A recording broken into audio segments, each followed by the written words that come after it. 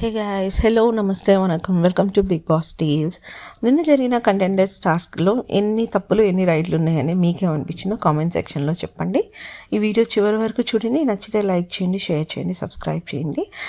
నాకెందుకో కొంచెం Tanuja over acting చేసింది అనిపించింది. బికాస్ అఫ్ కోర్స్ ఆ ఇంట్లో రిలేషన్స్ ఫామ్ అవుతాయి, ఆ ఇంట్లో ఫ్రెండ్షిప్స్ ప్లేస్ బిగ్ రోల్ అనిపించింది. ఎందుకో నాకు కొంచెం డబుల్ స్టాండర్డ్ అనిపించింది అనమాట తనుజ.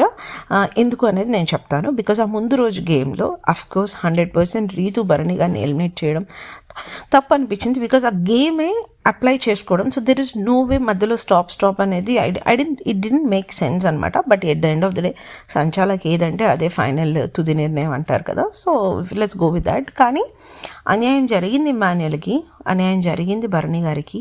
తనూజ అంత రియాక్ట్ అవ్వకూడదు. Because Tanuja and Reethu are very good friends.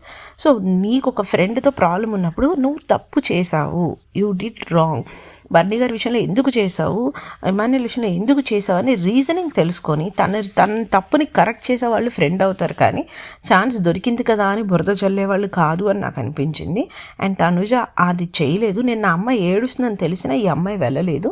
Because Bharani గారే ఇట్స్ ఓకే వెళ్దాము అని అంటారు.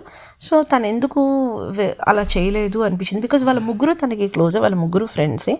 ఎప్పుడైతే మరి రీతు అలా చేసిందో Tanuja had every right to question and ask and know the answer and figure out.